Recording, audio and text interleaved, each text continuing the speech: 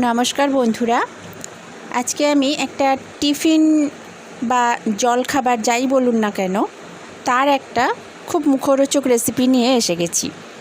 এটা বিশেষ করে বাচ্চাদের তো খুব পছন্দ হবে, এছাড়াও বড়দেরও অফিসে টিফিন দেওয়ার পক্ষে বেশ ভালোই, খুবই ভালো হয়, পেটও ভরে অথচ ভালো লাগে খেতে।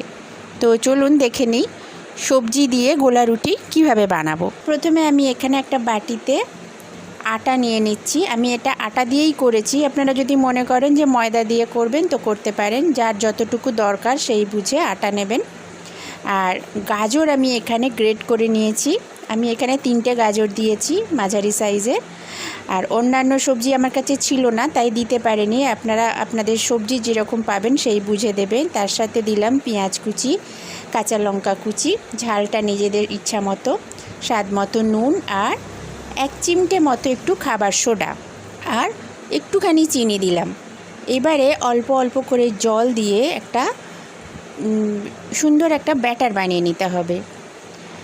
আর অবশ্যই এটা খেয়াল রাখবেন যে একসাথে জল দেবেন না, তা অল্প অল্প করে জল দিয়ে মাখতে হবে। এটা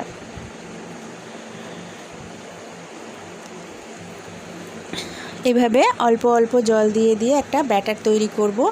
আর আবারও বলছি, এটা যদি শীতকালে বানান তাহলে অনেক রকম সবজি পাওয়া যায়, সেটা আরও ভালো লাগে খেতে। আমার কাছে অত সবজি ছিল না, সেই জন্য দিতে পারিনি। এবার আমি এখানে একটা বড় সাইজের টমেটো কুচিয়ে দিয়ে দিলাম, তার সাথে দিচ্ছি একটু গোলমরিচের গুঁড়ো। আবারও আমি সব ভালো করে মিশিয়ে নিচ্ছি। ক্যাপসিকাম থাকলে দিতে পারেন,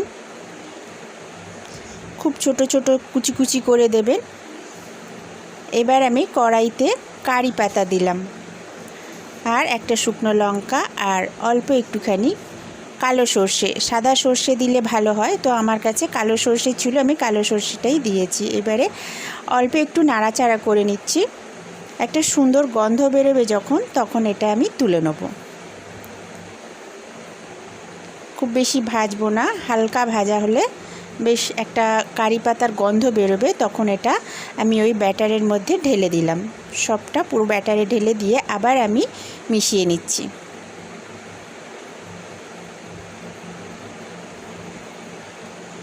সমস্ত উপকরণ খুব ভালো করে মিশিয়ে নিয়েছি।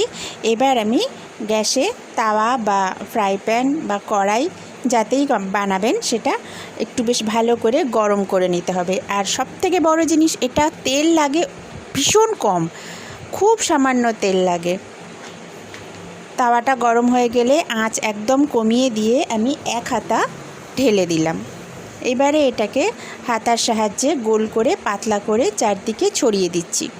আমরা সবাই মোটামুটি জানি গোলা রুটি কীভাবে বানাতে হয়, তবুও চারিদিকে পাতলা করে ছড়িয়ে দিচ্ছি।